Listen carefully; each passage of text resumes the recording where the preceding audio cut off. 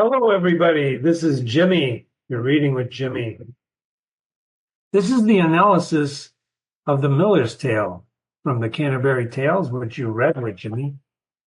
It was translated by Theodore Morrison, and this analysis is by yours truly, Jimmy. Let's begin. This was a bawdy tale, wasn't it? How Nicholas, the student who's living with John and his wife Allison, plots to have an affair with Allison, and then tells John there's a flood coming, and convinces John of this and to hang 3 trowels, bathtubs from the ceiling, one for each of them, so after the flood only they will survive. There's a 4th character, Absalom, who's the village clerk, one of the clerics in the village, shows up to put a wrench in the whole affair, not a literal wrench, but he is also fond of John's wife, and we're left with a slapstick ending. What we get is after burning his bum by Absalom, Nicholas cries, "Help, water, water, help, for God's own heart." And he wakes John up, who's sitting in the tub, who thinks the flood is coming, cuts the rope, and his trowel falls, and John breaks his arm. Nicholas and Allison tell the neighbors who gathered around with commotion that John thought that Noah's flood was coming, and he's delusional. With oaths and curses, people swore him down until he passed for man in the whole town. That's a funny story, isn't it?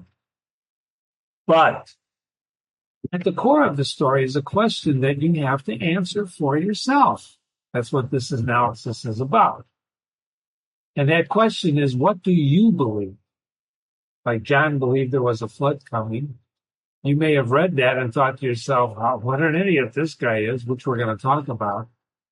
But the central question in this Miller's Tale is, what do you believe? Because what you believe determines what you do, doesn't it? Maybe more important is, why do you believe what you believe? Why did John believe Nicholas? Think about this. So, John believed Nicholas. Why? Well, Nicholas was a student and had a lot of books, and maybe John wasn't, quote, educated, unquote, whatever that means, because I've met a lot of educated people that aren't so educated. The Miller's Tale that you read with Jimmy is really a slapstick comedy with deep philosophical questions lurking underneath the surface. Pardon me. So the question of what is true, what do you believe, what do you do about what you believe? Those are central questions contained in the Miller's Tale. And don't forget, when the Miller was telling us this, he was half in the bag, right? The narrator tells us that he's been drinking. So Allison cheated on her husband with Nicholas. And my note when we were reading this together said putting horns on someone means to accuse them of infidelity or being unfaithful in a relationship. Cockle, essentially implying that they are acting like a cockle, a term for a man whose partner is cheating on him, with the horns symbolizing the betrayal. In medieval literature, this is prevalent. In Shakespeare, it's prevalent. This phrase originates from a long-standing cultural association of horns with adultery. So adultery, which is Nicholas and Allison, right? Because she's married to John, and she cheats on John, so that's called adultery. Well, Jimmy, I don't believe in adultery. Well, that's okay, but remember what Jimmy says when you're reading classical literature, well, who cares what you believe? We have to put ourselves into this story, right? And this is Chaucer, written many, many, many years ago. It was the first English, really great piece of literature. We're not reading it in the original medieval English because that would be difficult. So we're reading Theodore Morrison's translation. And when I say put yourself in the story, so just you got to look at the evidence in the story. The translator told us Chaucer's word to describe Nicholas as handy, hende. Nicholas was Johnny on the spot and also had a way of convincing people throughout the tale. And handy is the adjective describing Nicholas. Handy Nicholas. You'll see that when we read time and time and again. In fact, I don't know. When he uses the name Nicholas, handy is usually always in front of him. So, do you know any handy people? Oh. So John was married. He married a young wife, Allison. She was only 18. So the Miller who narrates the story tells us, quote, Men ought to wed where their conditions point, for youth and age are often out of joint. In other words, it's not a good match. That's the Miller saying that, right? Not the anonymous narrator of the tales themselves. In any case, on the night Nicholas and Allison fool around, Absalom shows up, who's been wooing Allison for a while now, too. This is very unlike our Knight's Tale, isn't it? Remember the Knight's Tale we read? That was the first tale that long. It was a 4-part reading with Jimmy, where you had two knights falling in love, with the sister of Theseus, if I recall correctly. And they didn't even talk to her until the ending of the tale. And even then, she didn't want anything to do with them. She wanted to stay a virgin and chaste, right? So they fell in love. There was more platonic love, perhaps, as opposed to this bawdy story where we have people kissing people on the bum. So Allison plays a trick on Absalom, who wants a kiss, and she sticks her butt out through the window, and Absalom kisses it. This is her butt. Quote, "You've bearded him," said Handy. There's that adjective modifying Nicholas. "God's body." There's a swear word. "This is going fair and fit." Body, that's body. "Oh, you got him to kiss your bum." And you're going to say, "You bearded him." What does that mean, bearded him? Well, think about it. I'm not going to explain it. Think about it. Maybe that's where the expression "kiss my comes from. You think? I don't know. Absalom swears revenge, gets a hot poker, comes back and asks for another kiss.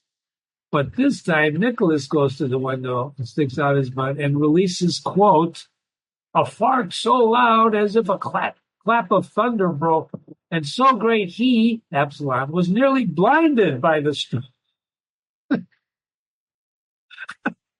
Sorry. And then Absalom brands him with the hot iron and, quote, "off flew the skin, a good handbreadth of fat lay bare. The iron so scorched him," Nicholas, "where he sat, that as for the pain, he thought that he would die.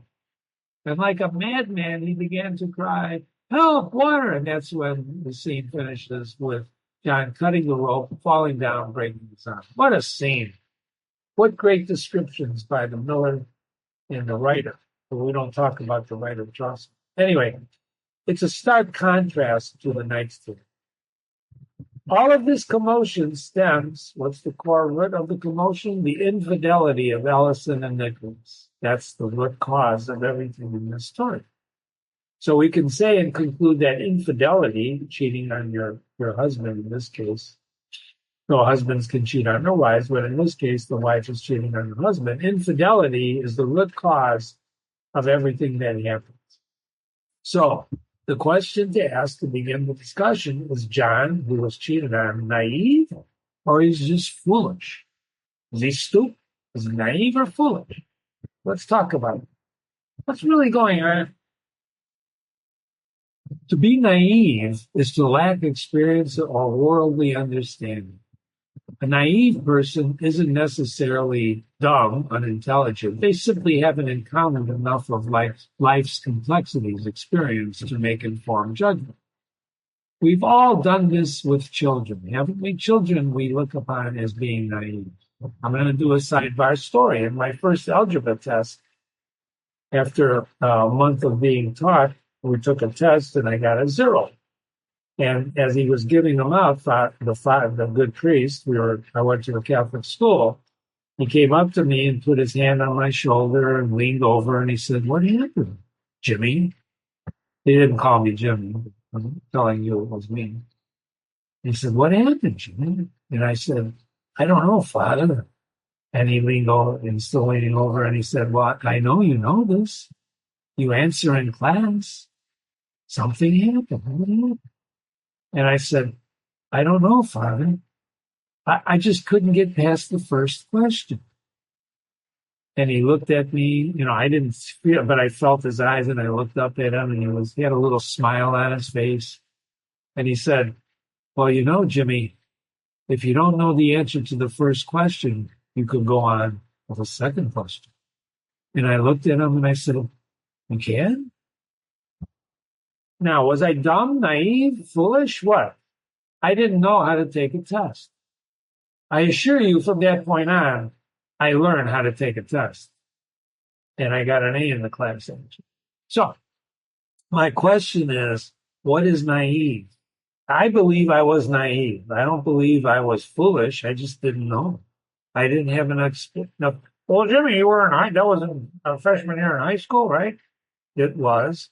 Well, how come you didn't know how to take a darn test? I said, well, because in the grade school I went to, which was also a Catholic school, we went one after the other. I never stopped it. I always got the first one, went to the second one, went to the third one, boom, boom, boom, boom, boom, right? Another one, eating crayons. We were at lunch many, many years ago with our niece and nephew, and we stopped at a restaurant, and they give children those little things you can color in a box of crayons. And they gave them the box of crayons, my niece and nephew, and they were very young, maybe 10. The nephew was 10 years old. And I said, well, as they were starting to color, I said, well, you can eat crayons. And they looked at me and they said, no, you can't. I said, absolutely you can. Of course you can. Let me show you. So I did. I took a bite of the crayon, but then I said, ooh, it doesn't taste so good. But I know you can eat something. Till this day, they remember that, right? I was full of doo-doo, tricking them, but they really believed me for a moment. That's called persuasion, right? The gift of the gab, the persuasion. That's what Nicholas did with John. He persuaded him, despite perhaps John's experience of there coming a second flood. Please, really? Anyway, children are naive because they haven't had experience. Adults have experience, and even some adults, as you're going to find out in this analysis, can be fooled. That doesn't mean that they're stupid, right? We don't want to generalize, but you understand naive? So what about John? He's kind of innocent. Nicholas is a student, he's smart, he studied, maybe more than John. John believes and trusts Nicholas implicitly. He doesn't even question him. He really believes him. And so there's a tendency to oversimplify complex things. Imagine being told that there's going to be a flood that's going to wipe out humanity. Would you believe that? I don't think anybody listening to me right now would believe that, but maybe there are some who would believe that. And if you would believe that, what would you do? You would take actions based on your beliefs. So John never doubts what Nicholas tells him. Never. He never doubts that. Never. So let's compare naive, with foolish. Foolish is a little different. To be foolish is to show poor judgment, especially when you know better. Foolish often involves ignoring the evidence in front of you, perhaps, or acting impulsively. Why did I do that? Didn't you ever say anything like that? Why did I do that?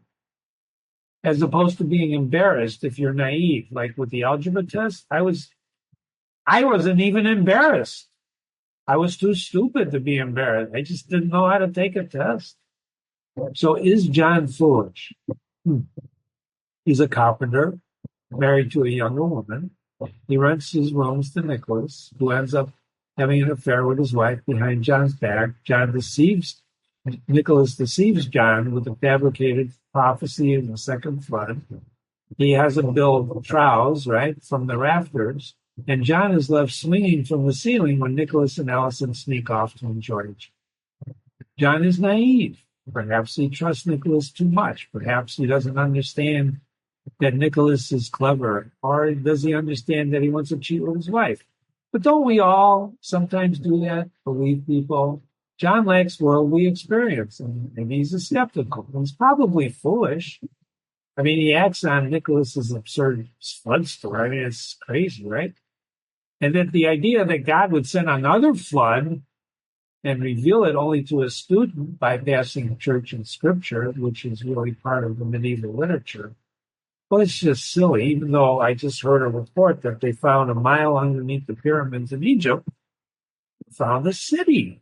So who built that city? Fallen angels? I don't know. So John accepts it without question. Why? Well, he's willing to believe it and act irrationally. Why? Why? Why is one of the most important questions, ladies and gentlemen, that you can ask yourself when you analyze literature or in life. Why is Jimmy telling you this when all in fact, Jimmy, I just want to read it as a bawdy story. It's funny. Okay, then stop listening to me. But I'm telling you right now, literature, great literature like this, is layers of understanding. It's appreciation. You can appreciate something more when you understand. And that's what the Miller's Tale is. I'm not reading anything into it. I'm telling you that there are layers in here. You go back and reread it with me after this analysis, you're going to see exactly what I'm talking about. Because I don't analyze it while I'm reading, and I give you some definition. So ultimately, it makes him look like a fool, including the audience, right? So what's the bottom line? Is John naive, a fool, or something else? Well, people act based on their beliefs. I think we'll all agree on that. They believe something, we're going to act on it. And inaction is also acting sometimes. So John really believed this. He really believed, people used to believe that the sun goes around the earth. Right? When Galileo was alive, they believed that the sun goes around the earth. Now, if you look at the sun moving across the sky, don't look at it, it will burn your eyeballs, but the sun does move. You don't feel yourself moving on the earth, although the earth is actually rotating at a very, very thousands of miles per minute clip. It's moving, turning, but you don't feel it. Well, how come you don't feel it? Well, because it's gravity, ladies and gentlemen. It's gravity. You have to believe you're rotating. It has nothing to do with physically seeing it. I'll give you an example later on about X-rays at the dentist. Just like the earth goes around the sun. You believe that the earth goes around the sun because we've been taught that. But people used to believe that the sun goes around the earth, that the earth was the center of the universe. You see? Do you understand? They almost burned Galileo for when he proved to them that the earth goes around the sun. But I'm just saying your senses are interesting, isn't it? And what you believe is interesting. So John believed what he told him. And there's nothing in the story to make us suspicious of John not. There's nothing, you can't find a line in there where John said, well, what if Nicholas was lying to me? There's nothing like that. So now, I want you to think of Bernie Madoff. Well, who the hell is Bernie Madoff, Jimmy? Well, look him up. Look him up. He's a crook. Bernie Madoff is an American financial criminal, serving time right now while we're discussing this, who is the mastermind of the largest known Ponzi scheme in history. What's a Ponzi scheme? Look at the footnote. Form of fraud with which belief in the successes, right, of non-existent enterprise is fostered by the payment of quick returns to the first investors, and then the money is invested by later investors. You're bilking people out of their hard-earned money.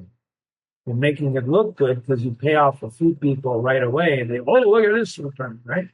That's a Ponzi scheme. More recently, Bankman-Fried, he's another crook. This is the guy who more recently appropriated billions of dollars for one of his company and then defrauded lenders to his other company of $1 billion, right? These were handy people. Bernie Madoff, handy Bernie Madoff, handy Bankman-Fried, because they could do this by convincing people, getting people to believe them. And that's what we're talking about here. Nicholas's ability to get John to believe him that a second flood was coming so he could cheat and carry on with John's life. So believing has a lot to do with what you do, doesn't it? You take an action based on your belief.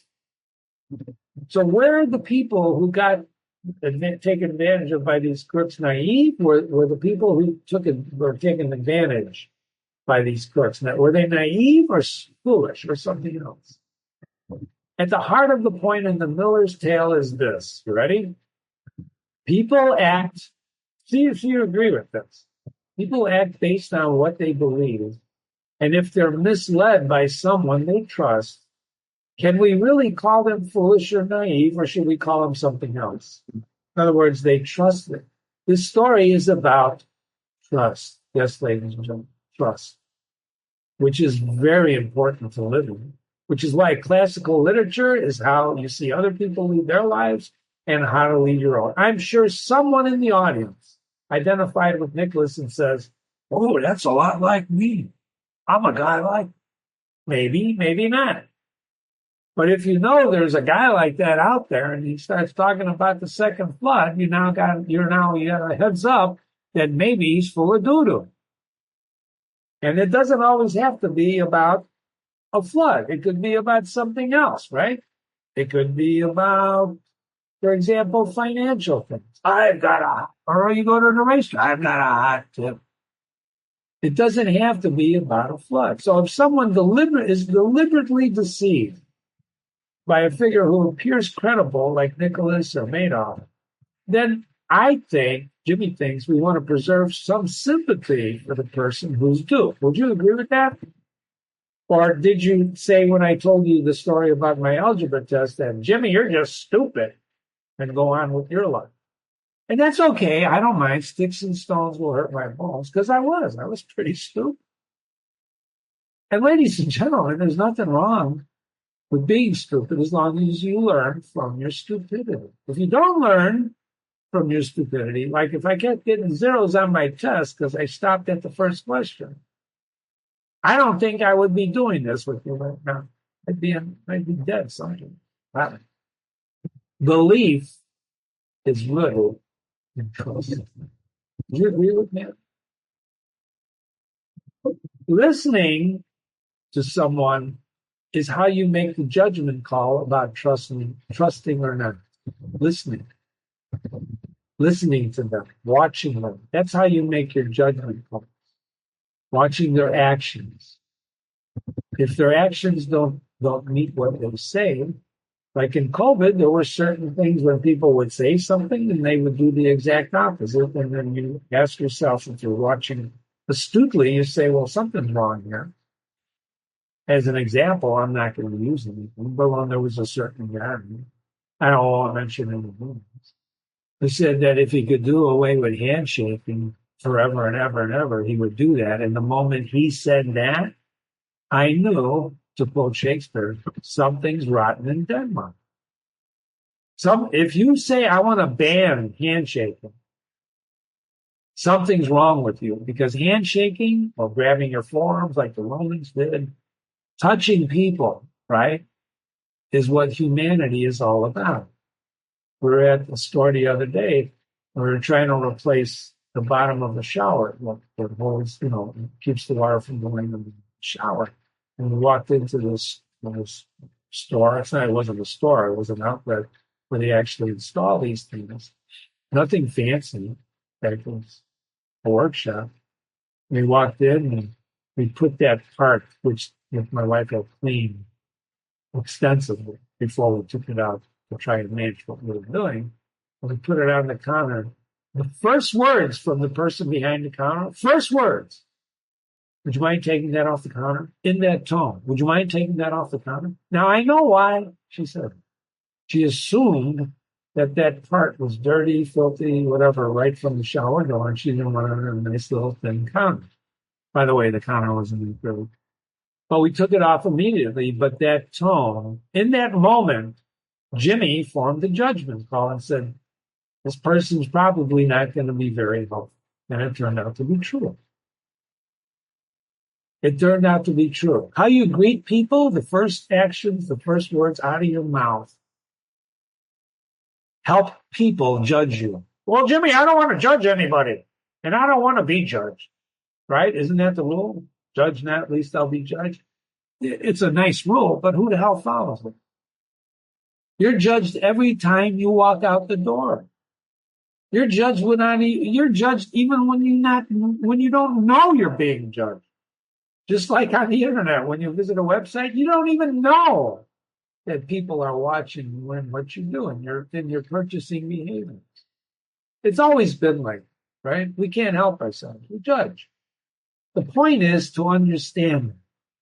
So they call what you listen to when you're listening to something is the pitch. That means from the moment you open your mouth, that's the pitch. How you greet people? Do you smile? Do you avoid eye contact? That's all part of the pitch, that people make judgments, right? That's what we're doing here. So if it sounds too good to be true, whatever you're listening to, maybe it is too good to be true.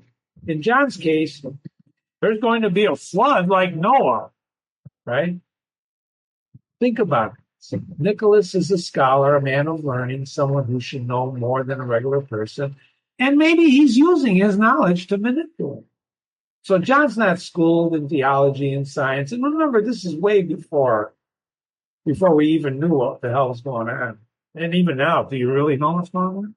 So Nicholas's claim about a new flood may seem outlandish. Outlandish is a good word, isn't it? Silly to us. But it's not necessarily to a man who believes in biblical precedent, who respects authority, and who respects knowledge. Remember, in the old days and these days, not everybody was well read, like you are, right? Oh, wait a minute, Jimmy. I read social media every day. That doesn't mean you're well read. Wait, tell me this. Do you really believe everything you read in social media? Really? Are you kidding me? I hope not. Hopefully that's why you're here reading with Jimmy. Because the question you have to ask yourself is, what is knowledge? Do you believe Noah, the story of Noah? Literally, is that what happened? Well, some of you do, and some of you don't. It doesn't matter. In this story, you have to believe it if the story is going to make sense, because the miller is a person inside the story and is narrating the story to the other pilgrims, which makes it very, very complex. Because what if the miller's lying? I don't think he's lying. He's just telling a story. Is he coloring the story? He's got some excellent language in him. But I don't want to get too bogged down on what is knowledge. So John takes action. He doesn't do it for greed, or does he? He doesn't do it for self-interest, or does he? Why does he believe Nicholas? I want you to think about it, because that reflects on why do you believe what you believe. So, if we start with the assumption that believing is a form of trust, and we'll start there, that what you're hearing is true, then John's actions are rational, logical, aren't they? He trusts Nicholas. Why does he do what he does is another question, but based on trust, he trusts Nicholas. He follows exactly what, and Nicholas set him up. He started starving himself. He started disappearing in his room. He started a rumor that, right? Like he's getting this message from God. I mean, he set John up. It was a beautiful setup. Did you ever see The Sting? The movie The Sting? Watch it. Paul Newman, right? We can argue about why, but we can't argue that he really believes Nicholas. So he becomes less of a fool, in Jimmy's opinion. You can argue me, Jimmy@readingwithjimmy.com. That's my email. Jimmy@readingwithjimmy.com. Send me an email. What's your thoughts? Let's argue. But he's more of a tragic and a comic figure than someone whose belief system, is manipulated. Is that what you would call people who made off swindle? Tragic or comic? Why did the people who invested with Madoff, are they like John? They just fell for a guy with a gift of the gab, like Nicholas. So let me talk about Madoff for a minute. Look him up, stop me here, and then come back and listen to the rest of it. So this guy is a perfect textbook case of belief and trust and manipulation of people, because he preyed on his customers, just like Nicholas preyed on John. Madoff got people to trust him. Nicholas got John to trust him. So trust has two people involved at least. Well, at least two people. Maybe we could say, I don't trust myself around. My Jimmy's father was an alcoholic. And one day he was talking to his dad, who had been on the wagon for a long time. And he says, you don't understand, Jimmy, son. One drink and I'm done. So I said, what do you mean? You mean the contents of a bottle controls your actions? And he said, yes, he admitted it. So that's pretty bad, Dad. I mean, that's like you're admitting that you're weak. I'm not weak. I'm just telling you what's going to happen. It was an interesting argument, discussion, right? And some people, addicts, are perhaps addicted. That's why, right? These groups, right? Alcoholics Anonymous, AA exist because people, our human nature, we're not Spock, we're not like just logical. We don't do everything that's logical, do we? Sometimes we break things. Didn't you read Notes from Underground with me? You better read that. That's Dostoevsky. It's on this website.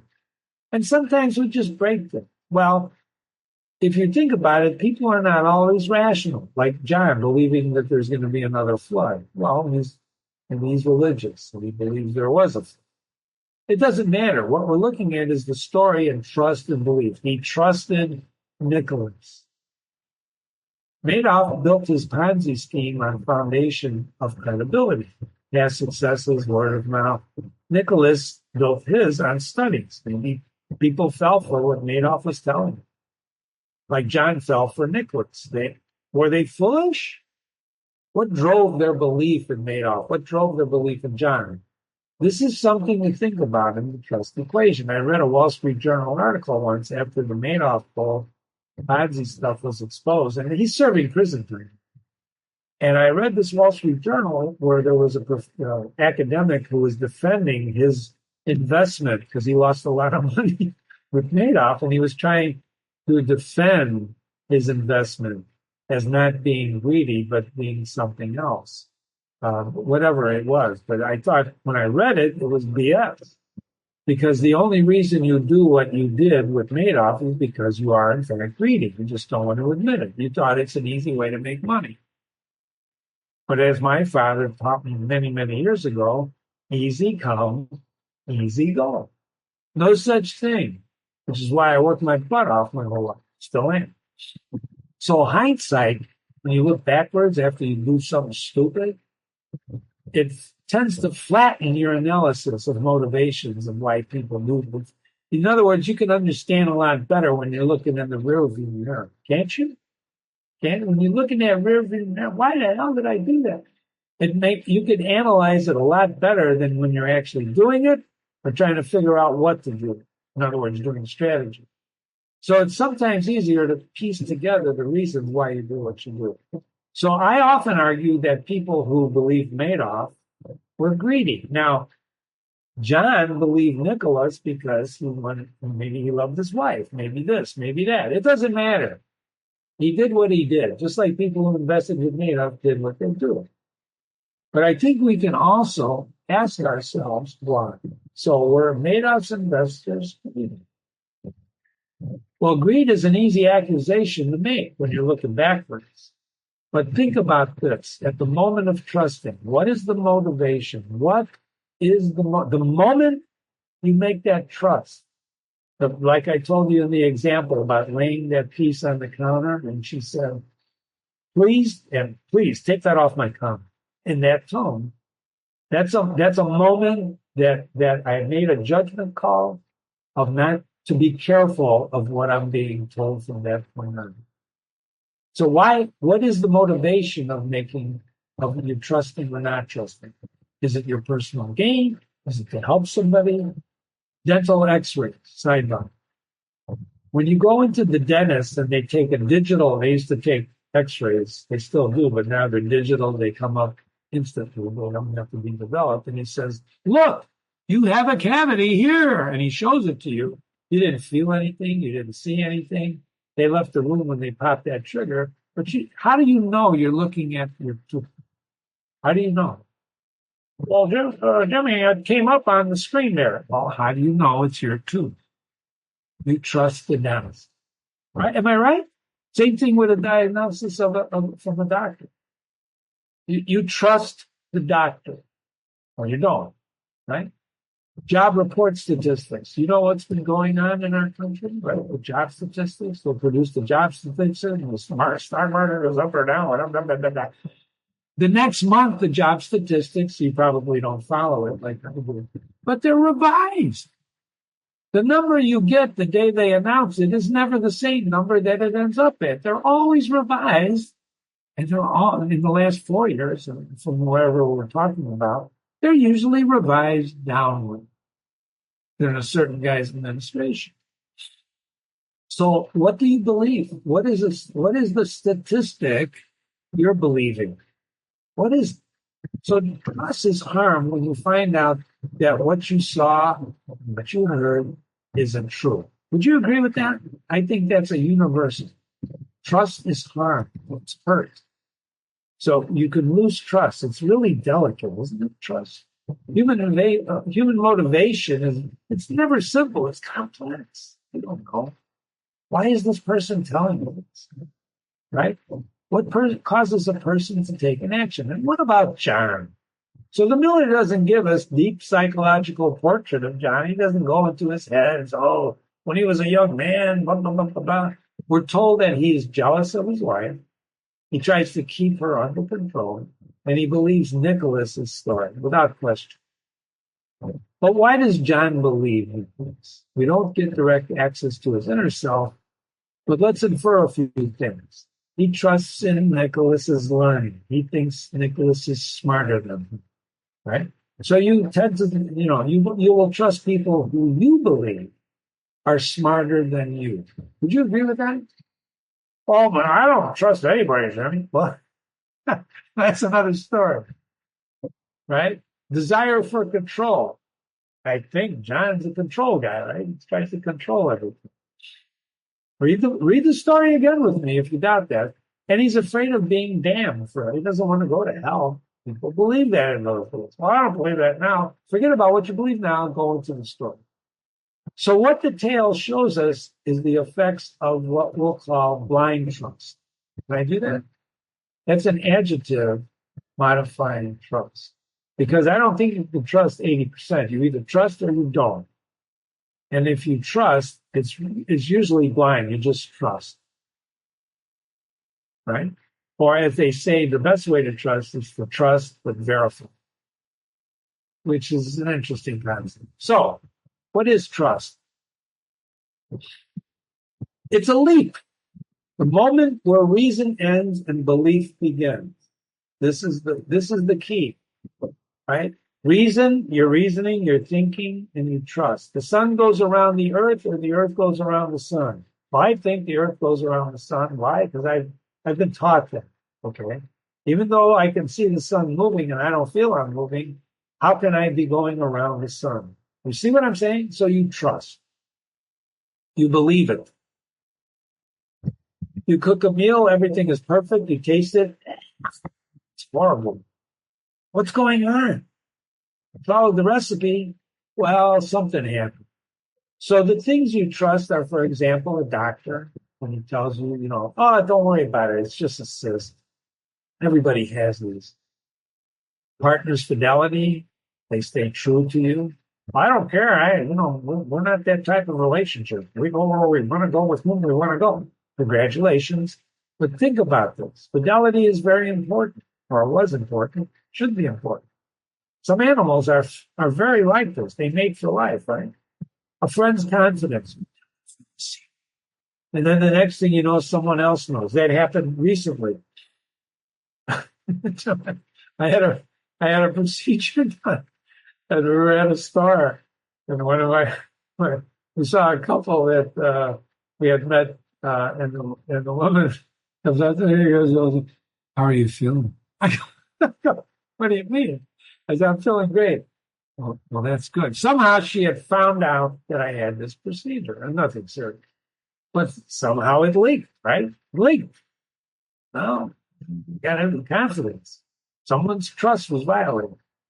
Financial tells you advice, right? Oh, no, I go to advice, right? Oh, no, that stock is no good. You got to sell it. Well, I've had it for 10 years and it's always produced. No, I got to get rid of it, etc. So trust, rather, is what lets us function socially. You cannot function without trust. You'd be paralyzed, right? You'd be like in front of a client, be paralyzed. He came in from a vacation. He had 500 emails. He was frozen at his computer screen. His hands were on the keyboard. He was just sitting there when I walked into his office. I go, "Ren, what's the matter?" I just got back. I got 500 emails. He was frozen. He couldn't do it. He's paralyzed. Paralyzed. I said, let me take care of that. I deleted them all. And he started screaming, what did you do? What did you do? I said, don't worry about it.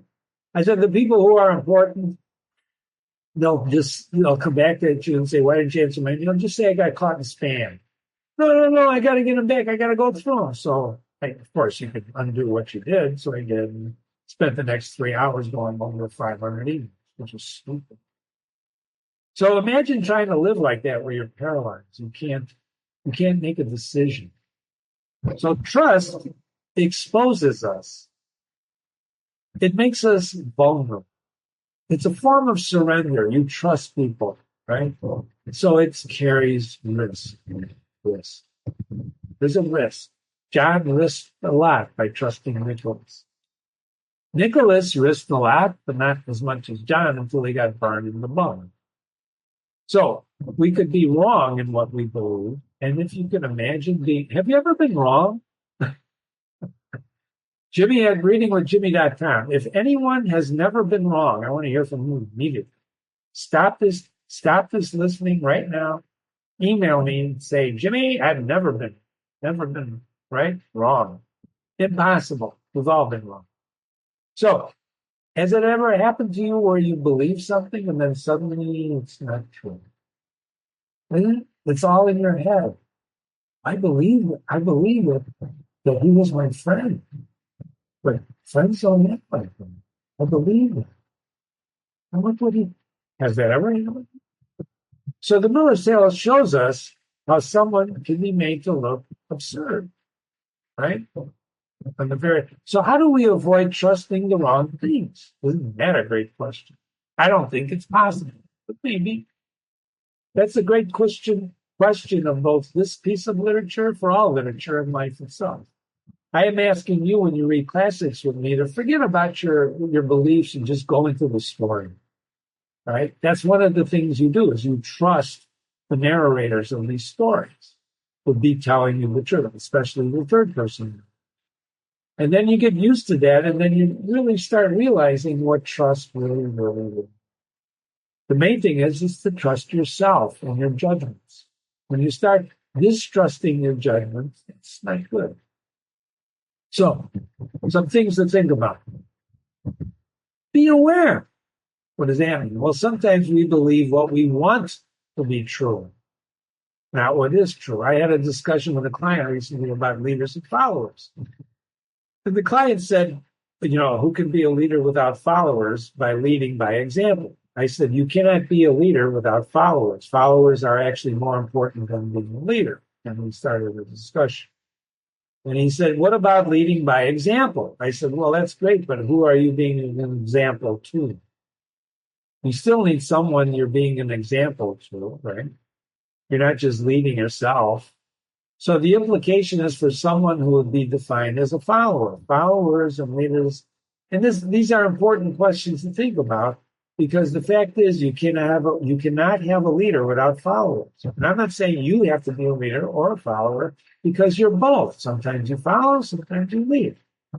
But we believe what we want to be true many times and not what is true. Just like the x-ray with the dentist. You believe him. You believe that's your x-ray because it's your dentist. And if you start challenging your dentist, it's probably going to throw you out. Well, you doubt my integrity? So what is the truth? Michael Crichton's State of Fear, we will not read it on this website, but it's a nice read. He says, if someone tries to kill you, you don't have the option of averting your eyes, changing the subject. You're forced to deal with the person's behavior. The experience, in the end, is a loss of a certain illusion. The world is not how you want it to be. The world is how it is. So be aware. The world is how it is. It's not all roses, ladies and gentlemen. I was talking to a friend of mine who's been undergoing a garbage strike in her city because they ran out of money for 3 weeks now. So I've been to one in Chicago. Garbage strikes are, reality sets in, especially with the smell, right? The world is it's not all beautiful. People are not all nice. Would you agree with me? So when you do find a nice one, hold on to that. Ask questions. had John gently asked Nicholas, how did you get your information about the next flood here? All right. And what would Nicholas have said? Now, we could write a whole book on that, right? We could write another tale. The Challenge of Nicholas. I'm not saying we should. Because as Jimmy was a former teacher before he started his own business, there is no such thing as a stupid question. People sometimes raise their hand and used to say, I know this is a stupid question, and I'd stop them in their tracks. There's no such thing, right? Just like the algebra teacher, why did you, I know you know this, why did you, what happened? That was his question. What happened? I said, I don't know. And the answer was, right, I didn't know you can go on to number 2. You just start at the number 1 question until you solved it. Then time ran out. That's how dumb I was. I didn't know how to take a test. That's not a stupid question. Questions lead to truth, right? I carry that into my business. Lawyers, think about lawyers. They never ask questions unless they know the answer to them. That's what makes a good lawyer. They don't like surprises, right? You understand what I'm saying? Not that you have to have the answer to every question you ask. I always like, even when I know the answer, I'm going to ask the question. Because then I find out based on what the client knows, what they know. You understand? Asking questions. For example, with the doctor, can I get a second opinion? His reaction to that question is going to be a tell for you. Recognize motivation. Who stands to gain from your believing or not believing in whatever you're looking at, whatever you're listening to? One of the best questions to ask a financial planner is, what's your commission? Well, I don't take a commission, fiduciary. What does that mean? Oh, it means this, and that. Well, what does that mean? And keep probing. Because no one, I'm going to tell you the truth. You may not like the truth. No one does anything for free. Well, I shouldn't say that. I do. What's my payback on this? Your emails. I love your emails. Jimmy at readingwithjimmy.com. One of the best questions to ask the doctor is, do you mind if I get a second opinion? My wife had trauma. We got 4 opinions before we settled on the person to do the operations. Plural. It was a horrible accident. She's well, but she's fine. But in the research for that, I learned so much about them. So much. The way they handled the questions, the way they handled us when we were trying to understand what you had to go through. It's a long story, but that's what you do when you do this. You recognize motivation. My sole motivation is understanding and appreciation of life, because you only have one life to lead. And I want to understand everything. I just don't have the time. Neither do you. Which is why I surround myself with the class. So imagine if John asked Nicholas one question, any question, and understand vulnerability as part of life. We all get hurt. We're going to get hurt. But remember this, right? As they say in boxing, you're going to get hit. And it's not the fact that you're not going to get hit, right? It's what you do after you get hit. That's the tell. That's the piece. So let's go. Enough philosophy. Isn't that great? Did you learn something? Jimmy at readingwithjimmy.com. Plato, Aristotle. I always go over Aristotle because he's the guy. He understood tragedy and comedy. Pardon me. According to Aristotle, tragedy has 6 main elements: plot, character, diction, thought, spectacle, and song. Music. Plot, character are the most important. And you should realize by now, if you've been reading with Jimmy, that tragedy is just another word for the story. But in this case, this is a comedy. Bawdy. It's funny. We didn't laugh in The Knight's Tale. Well, maybe you did, but I don't think you did, right? That was pretty serious stuff. But in this case, the comedy is an imitation of inferior people. Not inferior people, but they're not knights, right? It wasn't like The Knight's Tale. These are characters, are inferior in every way. They're just funny people, right? You have to admit, didn't you enjoy this when I hope you do. The comedy is a play that depicts some sort of laughable error. Who would believe that there's going to be a second flood? So comic characters, you can read this pause the tape and read this footnote. Very interesting if you haven't read it already. So the Miller's tale is more of a comedy than a tragedy. Do you agree with that? Both comedy and tragedy have those 6 components, of which plot and character are the most important. So plot is a representation of human action. There's a lot of action in this story, isn't it? So they can be simple or complex. I think this is a complex plot because there's lots happening. There's a husband and a wife and a student and some servants. There's Absalom, the village cleric, blah, blah, blah. So complex plot features a change of fortune that occurs as a reversal of the situation. That's what happens, right? John falls down, breaks his arm. There's a twist, right? Nicholas gets his bum burned because he blows a fart, right? So I think you can see why the Miller's Tale is a complex plot. It has a beginning, a middle, and an end. So it has everything that Aristotle says it should be. So what's this story really about? Well, we already know what it's about. We covered it. Nicholas wants to have an affair. John convinces there's going to be a flood. He gets his butt burned. John breaks his arm. John is the village leader. So in a way, we've been discussing this story is about trust and what you do when you believe trust. So the Miller, don't forget, is a little drunk when he starts telling his story. Sometimes people tell the truth under the influence, don't they? Or do they? Sometimes they get pretty mean, so don't drink. The Miller's Tale includes topics, right? But infidelity, lying, and then Jimmy made a discovery. In thinking about writing this analysis for you, I was led to speculate about the 10 Commandments. You know the 10 Commandments? If not, look them up. So what I did is I made a theory, right? I made a thesis, as they say. I said, I think the Miller's Tale is really the 10 Commandments in a nutshell.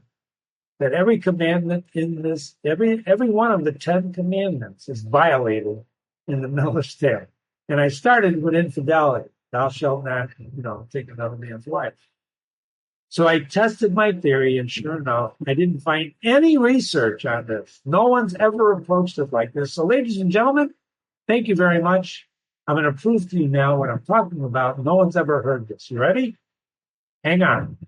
Thou shalt not have no other gods before me. Well, Jimmy, I didn't see any other gods in this tale. No, you didn't. But it's not idolatry in the classical sense. They didn't have any golden calves. But the characters, they elevate things like lust and deception and self-interest to almost not near religious status, right? Don't they? Nicholas plays the role of a false prophet. He manipulates John into that apocalyptical lie. The apocalypse, right? Pretending divine insight for his personal gain. He's actually saying, listen to me. I'm like a false prophet. I'm like a god. So it's implied. Thou shalt not make unto thee any graven image, no golden calves, right? Nicholas's false vision of is a kind of idol, and Ellison is treated as an object of worship by 3 men, right? Their desire dehumanizes her into a symbol or possession of another person. In other words, they elevate Ellison into an image. Right? They adore her, they want her, or they covet her. By John, by Nicholas, and by Absalom. So the moral atmosphere makes lust is the idol. Well, Jimmy, that's close, but that's still no cigar, but it's implied. Thou shalt not take the name of the Lord God in vain. I can give you a dissertation on the amount of swearing going on here.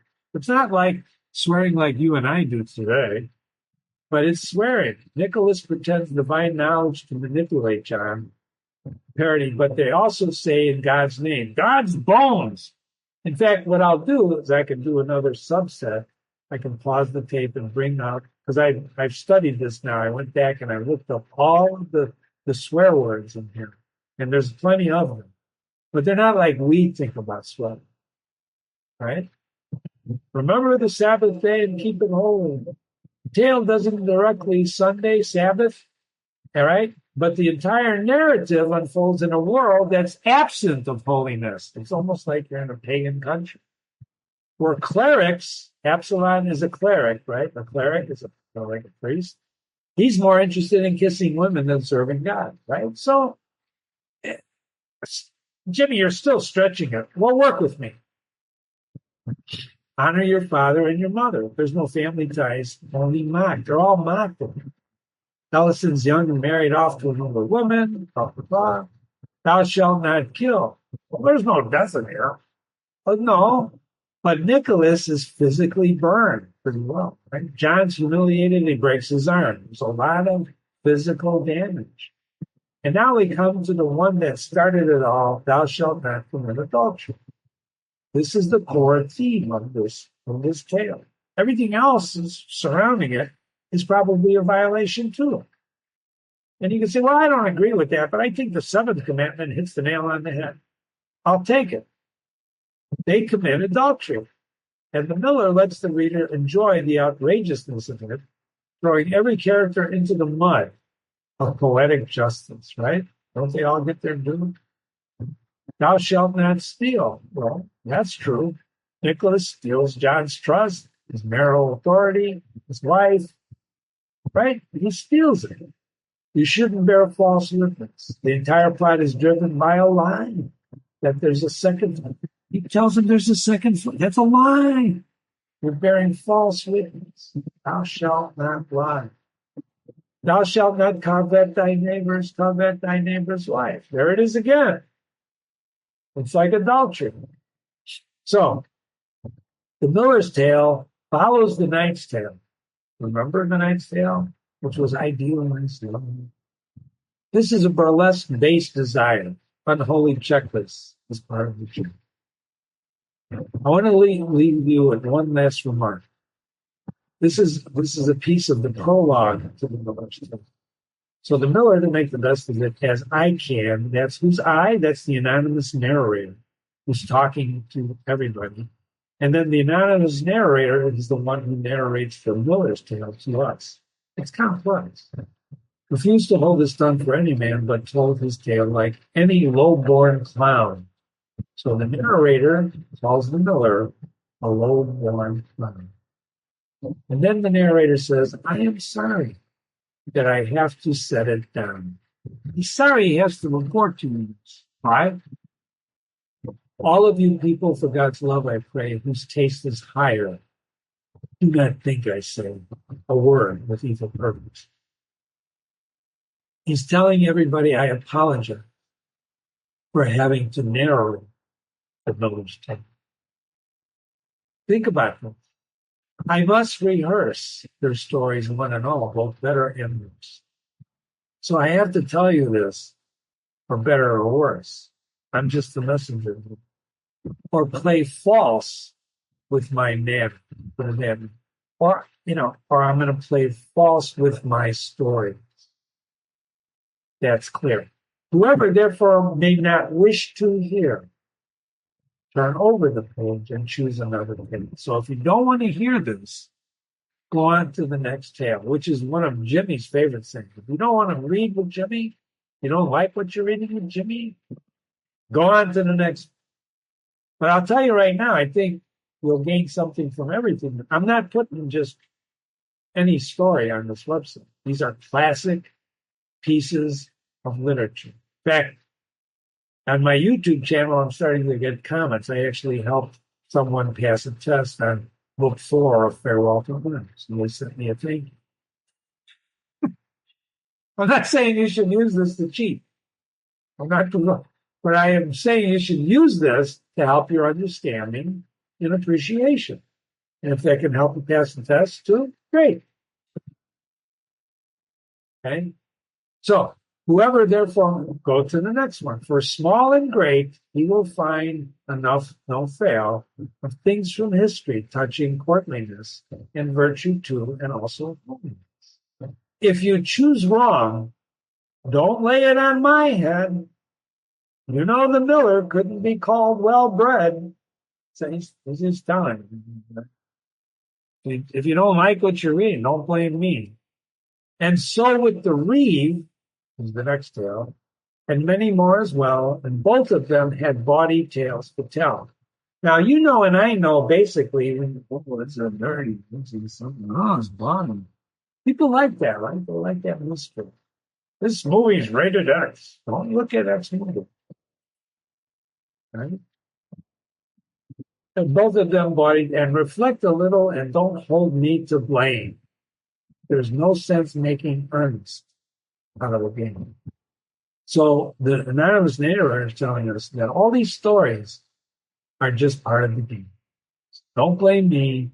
These are just stories. I'm here to entertain, right? Keep this in mind for all of the tales we're going to be reading. You've been reading with Jimmy. This has been the analysis of the Miller's Tale by Jimmy, translated by Theodore Morrison, the tale itself. Thank you. Thanks for being here. And be sure to read more Canterbury tales. The barcode will take you to my YouTube channel. There's the address, but you're already, if you're reading this with me now, you're already on my website. So go back and read the next tale. And if you have questions, comments, criticisms, whatever you want to say, Jimmy at readingwithjimmy.com.